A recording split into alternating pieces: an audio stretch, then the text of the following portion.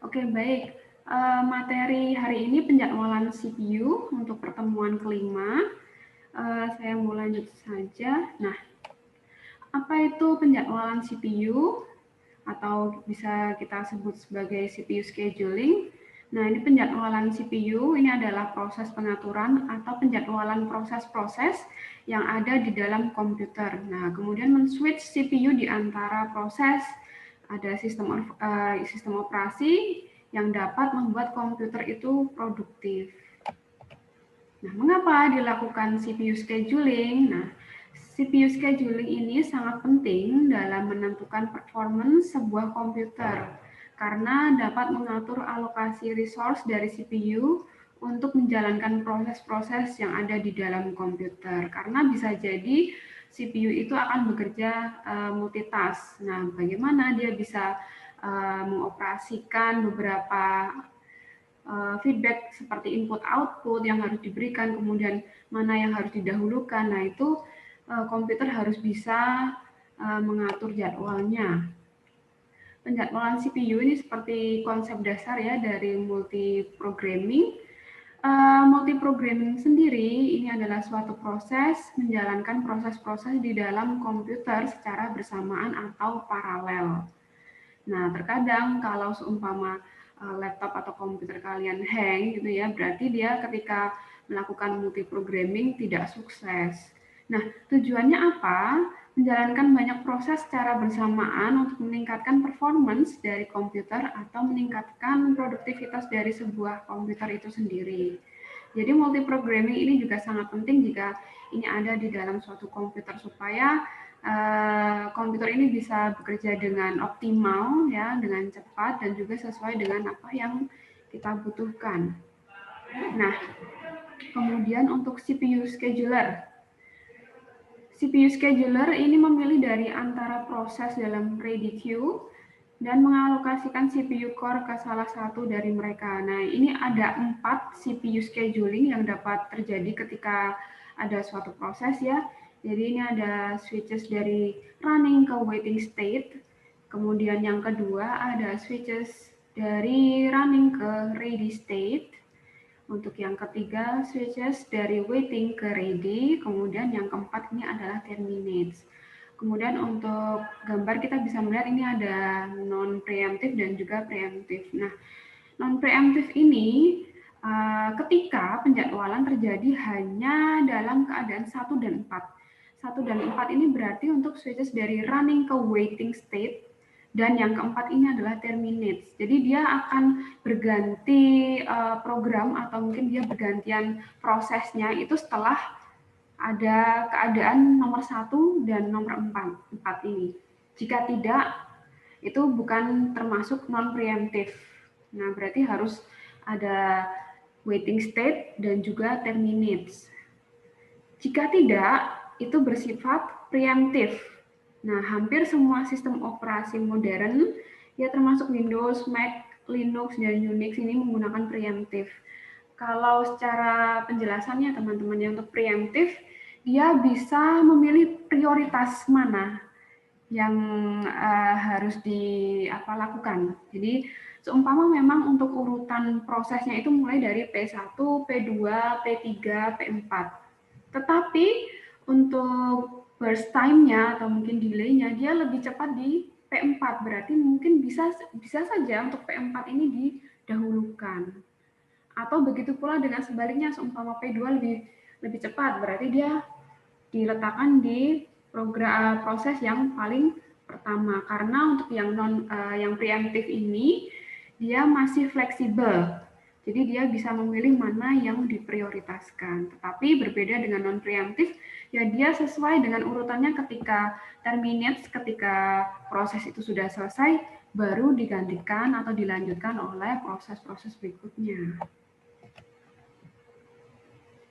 Kemudian ini ada dispatcher, komponen lain yang terlibat dalam penjadwalan CPU. Nah, dispatcher merupakan modul yang memberikan kontrol CPU kepada proses yang fungsinya adalah switching context, kemudian ada switching ke user mode, kemudian ada lompat dari suatu bagian di program user untuk mengulangi program. Nah, untuk dispatch latency ini adalah waktu yang diperlukan untuk menghentikan suatu proses dan memulai proses yang lain. Nah, ini ada alurnya mulai dari executing, kemudian save state, kemudian langsung ke restore state, dan diakhiri dengan executing. Kemudian untuk kriteria penjadwalan, ini ada CPU utilization, ini menjaga CPU supaya tetap sibuk ya, sesibuk mungkin. Jadi ini di sistem yang sebenarnya yang mempunyai kayak range dari 40 sampai 100%. Nah, dia untuk CPU dibuat sesibuk mungkin. Kemudian untuk throughput, proses yang menyelesaikan eksekusinya per unit waktu. Jika kita mempunyai beberapa proses yang sama dan memiliki beberapa algoritma penjadwalan yang berbeda, nah ini throughput ini bisa menjadi salah satu kriteria penilaian, di mana algoritma yang menyelesaikan proses terbanyak mungkin yang terbaik. Nah ini throughput ini sangat penting. Kemudian ada turnaround time, jumlah waktu untuk menjalankan proses tertentu. Nah, dari sudut pandang proses tertentu berarti kan ada kriteria yang penting ya. Nah, kriteria yang penting ini adalah berapa lama untuk mengeksekusi proses tersebut. Ya, memang untuk lama pengeksekusian ini merupakan sebuah proses yang sangat tergantung dari hardware yang dipakai. Namun kontribusi algoritma penjadwalan tetap ada dalam waktu yang cukup lama ya. Jadi untuk true runtime ini memiliki jumlah period untuk menunggu ya. Kemudian ada ready queue juga, kemudian eksekusi CPU dan untuk melakukan operasi-operasi yang lainnya. Kemudian untuk waiting time ini adalah jumlah waktu proses menunggu ya, waiting time. Seberapa lama saya harus menunggu ready queue-nya.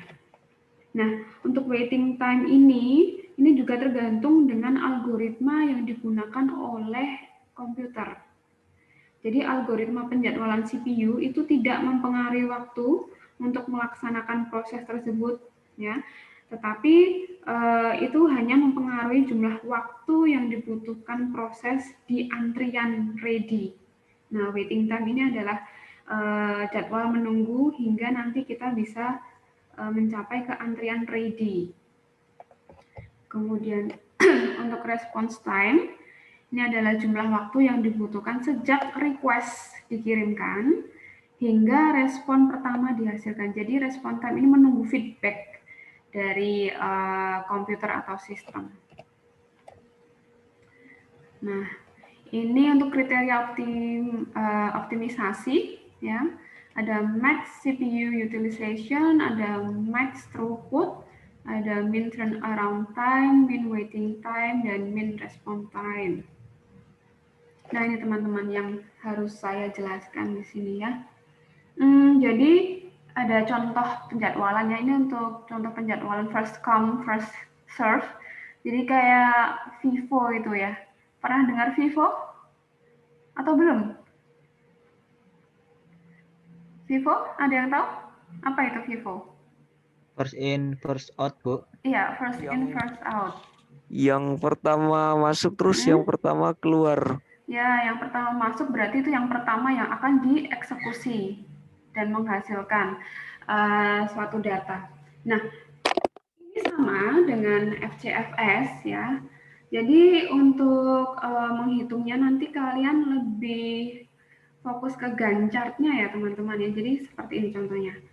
Anggaplah untuk proses ini ada tiga proses P1, P2, dan P3. Ya, kemudian burst time itu ada 24, ada 3, kemudian yang P3 juga 3. Nah, kira-kira burst time yang lebih cepat yang mana gitu ya. Nah, burst time yang paling cepat itu ada di proses 2 dan 3. Nah, kemudian teman-teman di sini tidak perlu bingung burst time itu apa. Ini adalah asumsi berapa lama sebuah proses membutuhkan CPU di antara proses menunggu antara input outputnya. Jadi hal ini tidak dapat diprediksi secara tepat sebelum dimulainya sebuah proses. Nah, ini berarti intinya adalah waktu yang dibutuhkan oleh sistem dalam memproses. Ya. Jadi seumpama kita analogikan ini adalah proses 1, proses 2, dan proses 3. Kemudian ada urutan kedatangan. Nah, ini harus kita fokuskan urutan kedatangannya. Oke lah, mulai dari proses yang tabel ini ada proses P1, P2, P3, tetapi kita tetap harus melihat urutannya. Oke, P1 dulu, berarti P1 kita eksekusi. Untuk Vivo ya, untuk FCFS ya. Berarti untuk P1 kita buatkan Gantt chart-nya mulai dari 0 hingga 24. Ketika 24 itu selesai, berarti kemudian akan di-terminates lalu pindah ke proses kedua. Di mana proses kedua ini memiliki burst time-nya ada 3, berarti 24 ditambahkan dengan burst time-nya P2, 27. Kemudian P3 ditambahkan dengan, untuk yang P3 ini dari 27 ditambahkan 3 hingga 30. Tetapi untuk waiting time-nya kita harus melihat dari sisi yang sebelah kiri, angka yang di sebelah kiri. P1 kita ambil 0, P2 ini 24, P3 ini adalah 27. Kemudian untuk rata-rata waiting time-nya berarti tinggal ditambahkan saja 0 plus 24 plus 27, kemudian dibagi rata-rata yaitu 3 hingga hasilnya 17. Jelas? Jelas ya? Saya rasa ini belum terlalu sulit ya. Oke, kemudian kita lanjut. Nah, untuk contoh penjadwalan VCFS yang berikutnya, ya. Jadi, oh ini sama ya? Oke, ini, oh sebentar. Oke, baik. Untuk proses dan burst time-nya sama, tetapi misalkan proses arrive-nya itu diganti. Tadi kan ini mulai dari P1, P2, P3, kemudian urutannya diganti menjadi P2 dulu, P3, kemudian P1.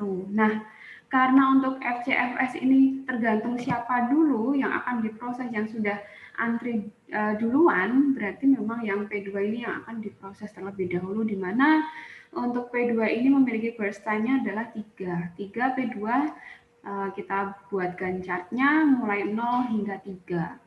Kemudian dilanjut dengan P3, di mana P3 ini memiliki burst time-nya adalah 3, kemudian tinggal ditambahkan 3, 6. Kemudian untuk P1, P1 berarti mulai dari 6 ini, kemudian ditambahkan 24. Nah, hasilnya hingga 30. Tapi kembali lagi untuk waiting time-nya kita ambil yang paling kiri. Ya, mulai dari P1. P1 adalah 6, P2 adalah 0, P3 ini adalah 3. Kemudian kita ambil rata-rata. Ya. Jadi jangan terkecoh dengan bagian yang atas ini ya teman-teman. Di sini kan ada klasifikasi proses, burst time-nya berapa, tetapi kita harus fokus juga mulai dari urutannya. Urutannya duluan siapa? Kalau untuk yang FCFS ini tetap harus melihat urutannya terlebih dahulu prosesnya. Ya. Jadi proses pendek di belakang, proses panjang, kemudian pertimbangkan satu proses one CPU bound dan many input-output bound processes. Jadi untuk FCFS ini tergantung urutannya, mulai siapa dulu prosesnya. Jadi masih belum memperhitungkan tentang delay atau mungkin arrival-nya. Kemudian untuk contoh dari penjadwalan SJF, shortest job first. Nah, ini ada proses, ada time burst-nya. Oh sorry, ini harusnya arrival time ya. Nanti akan saya edit teman-teman. Proses, arrival time, dan juga burst time-nya. Nah, untuk SJF ini ada arrival time-nya teman-teman. Jadi ada 0,0, 2,0, 4,0, dan 5,0. Nah, kalau dilihat dari burst time-nya, kira-kira yang lebih kecil yang mana? Yang P4 ya. P4. Yang P4. Ya, lanjut lagi ke P1. Ya, lalu ke P3, lalu ke P2. Ya, sampai Sini masih mudah ya teman-teman ya? Jelas ya? Masih jelas. Masih jelas, walaupun ini sudah masuk ke shortest job first. Jadi tetap masih memperlihatkan bahwa burst time ini adalah hal yang penting untuk mendahulukan proses. Jadi untuk yang SJF ini tidak ada urutannya teman-teman, seperti yang di Vivo tadi. Kalau Vivo kan memang harus kita lihat urutannya terlebih dahulu. Yang pertama yang masuk siapa. Tetapi untuk yang SJF ini kita lihat untuk scheduling chart-nya kira-kira burst time-nya yang lebih sedikit yang mana gitu ya. Nah, ini masih oke lah ya. Oke. Nah, kemudian sekarang kita menambahkan konsep waktu kedatangan arrival time-nya itu tadi dan preemption ke dalam analisis. Kalau preemption tadi sudah saya jelaskan ya, dia bisa memilih prioritas prosesnya yang mana, yang paling menurut komputer yang paling efektif, yang paling cepat gitu ya, untuk tanpa ada delay atau bahkan minimal delay. Nah, untuk proses arrival time dan burst time-nya ini juga kita perlu membuat gancarnya ya. Kita lihat dari sini. Nah, kenapa mulai dari P1 teman-teman? Ada yang bisa menjawab? Adakah yang bisa menjawab? Urut Bu proses dari P1 Bu, mulainya Bu. Oke, mulainya selalu dari P1. Lalu kenapa ke P2 setelah itu? Lanjutannya Bu, arrival time-nya kan 1 Bu. Oke, arrival time-nya 1. Setelah P2 kok P4? Kenapa? Ada yang tahu? Ada yang bisa menjelaskan kira-kira gimana ya? Kok bisa P1, P2, lalu P4? Nah, kira-kira kenapa nih gancarnya seperti ini teman-teman? Apakah ada yang bisa menjelaskan? Itu Bu waktunya yang paling itu Bu, paling pendek Bu. Ya, waktu yang mana arrival time-nya atau burst time-nya?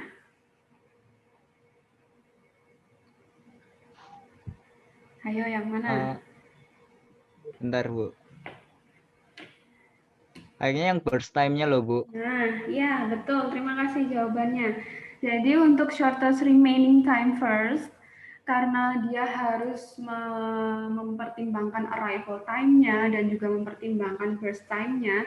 Jadi untuk yang algoritma ini, yang SJF ini mulai dari P1 ya. Ini selalu mulai dari P1, kemudian kita lihat P1 itu burst time-nya berapa? 8. Ya, 8. Kemudian kita lihat untuk P1 kita anggaplah dia sampai 1 karena untuk yang P2 ini mulai dari arrival time-nya mulai dari 1. Nah, kemudian dari P2 ini, P2 burst time-nya berapa? 4. Berarti 4 ditambah 1 berapa? 5. Kemudian kita kenapa lanjut ke P4? Karena dari burst time-nya setelah P2, lalu naik lagi ya ke P4 karena burst time-nya 5. Kemudian ketika burst time-nya 5, berarti hasilnya yang 5 tadi dipluskan lagi dengan 5. Hasilnya 10. Nah, 10, setelah P4 ini adalah 5 ya, burst time-nya 5. Lalu menuju ke P1 lagi. P1 kenapa 17 teman-teman? Setelah 10 ini, ada yang tahu tidak? Kenapa ini 17? Burst time-nya 8 Bu. Oke, burst-nya 8, berarti harusnya 18 dong kalau ditambah 10. Kan Kenapa udah 17? diproses satunya Bu, P1-nya udah Oke. ambil 1. Ya, betul. Jadi kenapa dia 17? Karena 1 sudah digunakan di P1 yang di awal ini tadi, kemudian dia hanya tinggal burst time-nya 7. Ya, berarti 10 ditambah 7. Nah, kemudian baru lanjut ke P3 yang burst time-nya adalah 9. Nah, kemudian untuk average weighting-nya, nah P1 ini 10 di minus 1. Kenapa? Ada yang tahu tidak? Kenapa 10 minus 1 nih? Karena P1 sudah dikurangi 1 di awal ini tadi. Jadi Untuk P1 yang 10 kita minuskan 1. Plus P2-nya berapa dari gancarnya ini? 1. Di minus 1 juga. Kemudian plus lagi untuk yang P3. P3 ini ada 17 ya. 17 kemudian di minus berapa? 2 ya. Kemudian sebentar, ini pointer saya hilang. Plus lagi 5 minus 3 ya. Kemudian dibagi 4, kemudian kita bisa mendapatkan rata-ratanya 6,5 gitu ya. Nah, jadi untuk yang shortest remaining time first ini dia mempertimbangkan antara arrival time-nya dan juga burst time-nya. Nah, oke, kita lanjut lagi. Kalau ada kuantum, lalu perhitungannya bagaimana? Ada yang tahu kuantum itu apa? Adakah yang tahu kuantum itu apa? Itu satuan apa? Tidak ada yang tahu? Oke, jadi ini nanti kita bisa melihat bahwa kuantum ternyata ini juga termasuk hal yang sangat penting ya. Tadi di sini juga saya sudah menjelaskan ya untuk kuantum itu. Gimana tadi?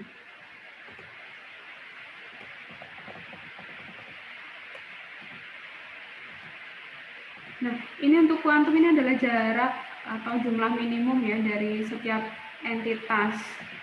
Nah, sebentar. Ups. Tadi sampai sini. Nah, ini dia. Nah, karena untuk round robin ini ada time kuantumnya, nanti ada kelipatan 4. Jadi contoh untuk round robin, proses ada P1 hingga P3, kemudian ada burst time-nya 24, 3, dan 3. Nah, untuk P1 ini dimulai dari 0 hingga 4. Karena untuk P1 ini dimulai dengan kuantum. Kuantumnya 4. Kemudian dilanjut dengan P2. Ya, P2 ini berapa? 3, berarti 4 ditambah 3, jadi 7. Kemudian kita lanjut ke P3. P3 juga burst time-nya 3, berarti dia lanjut jadi 10 karena 7 ditambah 3. Kemudian masih ada banyak sisa dari P1 tadi ya teman-teman ya. Masih ada sisa, kemudian untuk karena 4 tadi sudah digunakan, ya, berarti kita tambahkan 4 lagi, jadi 14. Ya, berarti yang sudah digunakan ada 4-nya berapa kali tadi? Ada 2 kali untuk yang P1. Kemudian kita tambahkan lagi 4 hingga 18 hasilnya. Kemudian kita tambahkan lagi 4. Kemudian kita tambahkan lagi hingga burst time 24-nya ini habis, teman-teman. Ya. Jadi untuk penggunaan kuantumnya ini sesuai dengan burst time-nya. Kalau burst time-nya habis berarti dia gancarnya selesai. Gitu ya. Jadi kalau memang burst time-nya masih ada, gancarnya masih harus tetap dihitung. Karena ini ada burst time-nya ada 24. Berarti nanti ada 6 kali P1. Ya, kita lihatnya ada P1-nya ada 6, 1, 2, 3, 4, 5, 6. Nah, karena kita memiliki burst time-nya ada 24 dan kelipatannya 4. Oke, kita lanjut. Penjadwalan prioritas. Nah, ada untuk penjadwalan untuk memprioritaskan sistem mana atau program mana yang harus didahulukan. Nah, begitu pula untuk komputer kita pun juga bisa mengakses atau memilih kira-kira mana sih yang lebih cepat untuk kita tampilkan atau mana yang kira-kira membutuhkan arrival time-nya yang cukup banyak gitu ya. Nah, penjadwalan prioritas. Nah, ini dikaitkan dengan setiap proses ya. Jadi CPU dialokasikan untuk proses dengan prioritas tertinggi. Preemptif dan non-preemptif itu tadi yang sudah kita bahas tadi ya teman-teman ya. Kemudian untuk SJF ini adalah penjadwalan prioritas di mana prioritasnya ini adalah kebalikan dari perkiraan next CPU burst time-nya. Nah, problemnya apa? Nah, untuk starvation, ini proses dengan prioritas rendah, rendah mungkin tidak akan pernah dijalankan. Nah, bisa jadi itu tidak akan dijalankan karena prosesnya itu untuk prioritasnya cukup rendah. Solusinya apa? Aging, seiring berjalannya waktu, meningkatkan prioritas proses, sehingga kita bisa memilih kira-kira mana proses mana yang harus didahulukan, mana yang bisa agak di-delay atau agak nanti setelah proses P1 selesai atau P2 selesai gitu ya. Nah, karena ini tadi ada penjadwalan prioritas, maka kita akan coba untuk penjadwalan priority scheduling. Oke, di sini ada contoh dari priority scheduling atau penjadwalan prioritas. Di sini kita bisa lihat ada proses sebanyak 5 ya, P1, P2, P3, P4, dan juga P5. Dan masing-masing memiliki burst time dan juga priority-nya. Nah, kalau berdasarkan prioritas, tanpa adanya beberapa variabel lainnya, tinggal melihat prioritinya, teman-teman. Priority nomor 1, ini P2. Priority yang nomor 2, ini P5. Kemudian ketika P5 berapa tadi? 5 ya. P5 ini adalah 5, berarti tadi P2 ini tadi ditambah 5, jadi 6. Ya. Kemudian ini ada P1. Oh, maaf tadi P2 ya. Kalau saya salah ucap tadi, mulai dari P2, kemudian P5, P1, lalu P3, kemudian P4. Nah, kita tinggal untuk pencarian rata-rata masih sama seperti tadi ya teman-temannya, tinggal dijumlahkan saja, dibagi 5, udah nanti ketemu average waiting time-nya. Nah, kemudian untuk penjadwalan prioritas dengan RR tadi, round robin, nah ini beda lagi. Nah, jadi jalankan proses dengan prioritas tertinggi, kemudian proses dengan prioritas yang sama dijalankan secara round robin, kemudian Gantt chart-nya itu memiliki time quantum 2. Time quantum ini tergantung sistemnya teman-teman ya. Nanti kalau seumpama beda soal pun bisa juga berbeda untuk kuantumnya. Jadi ini tidak selalu 2 atau 4 gitu ya. Jadi tergantung nanti soalnya. Nah, kita bisa lihat dari round robin untuk prioritas ya. Priority yang pertama yang mana? P4 ya. P4, oke, P4 kita berikan 7, 0 sampai 7. Oke, kemudian kita lanjut lagi. Nah, priority yang kedua ini ada 2. Ketika priority ada 2, itu kita langsung lihat saja mulai dari atas. Berarti dimulai dari P2. Setelah P2, berarti P2 ini ada 2 ya, prioritinya ada 2, kemudian hingga menghasilkan 9. Kemudian P3 ya, P3 ini nanti juga prioritinya nomor 2 juga ya, kita tambahkan di situ. Nah, kemudian lanjut lagi ke P3. Kemudian P2 lagi ya. Karena kita tergantung dari kuantum waktunya ya, teman-teman ya. Karena tadi P2 ada 5 ya, berarti untuk yang P2 yang pertama ini kita baru pakai 2. Kemudian yang P2 yang kedua ini kita ambil 2 lagi ya. Kemudian yang P2 yang ketiga ini kan tinggal 1 ya berarti ya, karena tadi P2 itu tadi 5. Jadi 15 ditambahkan 1. Kemudian untuk yang P3 juga sama, P3 ini burst time-nya ada 8, karena kuantumnya 2, berarti kelipatan 2. Hingga burst time 8 ini habis. Dan juga ke P1, P5 juga sama. P1 ini memiliki burst time-nya ada 4, sedangkan untuk quantum time-nya kita memiliki 2, berarti kelipatan 2. P1 berarti 20 tambah 2. Kemudian yang P1 berikutnya 24 ditambah 2. Nah, ini semua urutannya tergantung dengan priority, ya, priority itu sendiri.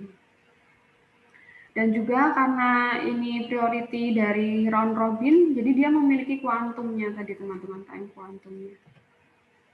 Nah, kita masuk di latihan nih teman-teman. Kira-kira saya bisa memberikan waktu sampai jam berapa ya? Atau mungkin ada pertanyaan dulu? Adakah yang mau bertanya, bingung? Belum ada pertanyaan? Halo teman-teman. Saya kira belum ada pertanyaan ya? Oke, Belum, Bu. belum. Oke, baik teman-teman, kalau belum ada pertanyaan, materi pun sudah saya upload ya di LMS. Nah, kemudian nanti silakan dari teman-teman sekalian bisa mencoba untuk latihan yang saya berikan ini. Kira-kira saya berikan waktu hingga jam berapa? Nanti kumpul LMS saja. Satu jam cukup? Kurang, Bu. Kurang, berapa dong? Mau berapa? Besok, Bu, kalau boleh. Besok libur loh ya. Nggak apa-apakah besok mengumpulkannya? Nggak apa-apa, Bu. Nggak apa-apa, Bu. Oke. Apa Bu, kumpul di LMS nggak apa-apa Bu. Oke, baik. Nah, saya kira untuk algoritma yang saya sampaikan tadi sudah cukup jelas ya. Sebenarnya untuk materi hari ini tidak hanya sekedar algoritma itu tadi, tetapi saya ingin kalian lebih fokus dulu deh itu ke algoritmanya supaya nanti kita bisa melanjutkan di pertemuan berikutnya dia lebih ke materi yang teori gitu ya. Jadi untuk algoritma dan kemudian proses penjadwalannya nanti kita lebih concernnya ke sini. Nah, untuk latihannya kira-kira mau mengerjakan langsung di LMS atau menggunakan kertas saja manual lalu difoto atau gimana teman-teman? Di kertas saja, Bu. Manual aja, Bu. Ya, kayaknya emang enak kalau kita bisa oret-oretan di kertas ya. Oke, baik. Gini aja deh, nanti akan saya umumkan untuk jadwal maksimal pengumpulan akan saya share di WA Group ya. Akan saya share di WA Group. Oke deh kalau mintanya besok, tapi besok siang aja ya, jangan terlalu ini ya, sore atau malam ya. Jam 12 gimana? Cukup ya? Boleh, Bu. Boleh, Bu. Oke deh. Cukup, Bu. Oke. Nah, ini saya tidak memberikan soal yang unik untuk tiap mahasiswa, tetapi saya harap teman-teman sekalian tetap bisa mencoba menghitung sendiri-sendiri dengan jujur, dengan baik, karena nanti ketika kalian UTS pun ini yang akan saya keluarkan juga di soal, jadi jangan sampai kalian nanti hanya ikut teman-teman saja, tinggal tulis, nyontek, tetapi nanti di UTS-nya kalian gagal. Nah, untuk kita pun juga akhirnya melihat hasil kalian juga cukup sedih karena ketika mengerjakan tugasnya bisa, tetapi dengan soal yang sama ketika saya memberikan di UTS ternyata malah tidak bisa itu ya. Nah, itu kan nanti akan kelihatan sekali teman-teman. Jadi saya harap entah kalian salah atau benar, karena ini kan yang saya berikan kan seperti ya latihan atau ya kita bisa sebut sebagai kuis lah. Tapi saya harap di sini kita bisa berdiskusi karena kita punya WA group ya, tidak ada kesulitan untuk bertanya, dan untuk materi pun sudah saya upload. Nanti silakan kerjakan dengan baik, kerjakan dengan teliti, dan kerjakan dengan jujur. Nah, untuk folder yang di LMS ya yang akan saya tuliskan atau mungkin yang akan saya buka foldernya nanti tetap di pertemuan 5 ya, tetap di topik pertemuan 5, tetapi nanti akan saya berikan menu assignment yang dapat kalian upload di situ. Attempt-nya mungkin 1 kali saja, jadi kalau seumpama kalian uploadnya 2 kali hanya terbaca 1 kali saja untuk yang urutan pertama. Gitu? Apakah ada pertanyaan? Belum ada? Belum Bu. Oke, saya anggap clear ya semuanya ya. Jadi jam 12 besok saya harap jangan terlalu mepet lah dengan jadwal maksimal pengumpulan ya. Sebelum itu, syukur-syukur hari ini ada yang sudah kumpul. Nah, siapa tahu ya yang hari ini bisa kumpul, Bisa juga saya berikan nilai tambahan loh ya, siapa tahu ya. Nanti saya tunggu deh, mulai hari ini saya akan tunggu kira-kira yang sudah kumpul hari ini siapa saja. Itu nanti pasti untuk ya kemungkinan untuk nilainya pun juga akan saya bedakan ya. Atau gimana? Entarlah ya. Yang penting kalian coba dulu deh ini untuk kerjakan latihannya. Saya kira sudah jelas ya teman-teman yang saya berikan di sini. Nanti kalau membuat gancak, tolong sesuaikan juga ya yang rapi, menggunakan penggaris kalau untuk coret-coret gancaknya. Dan untuk tulisannya saya harap jelas, jangan menggunakan pensil. Tuliskan di kertas A4 saja, tanpa ada garisnya itu ya, yang polos saja supaya saya bisa koreksinya lebih nyaman. Oke? Kalau folio bergaris Bu boleh. Kalau yang folio Ya, folio. boleh, tetapi jangan ambil dari buku ya. Terlalu kecil itu nanti untuk uploadnya saya terlalu ribet. Oh iya Bu, siap Bu, siap Bu. Folio besar oke lah, nggak apa-apa deh. Ya, Iya Bu, ya. itu terima kasih teman-teman atas atensinya dan saya tetap menghargai untuk teman-teman mahasiswa yang masih mau untuk bertegur sapa di kelas Zoom ini ya, walaupun kita masih di era pandemi, tetapi kita harus tetap semangat dalam proses belajar, gitu ya. Oke, baik.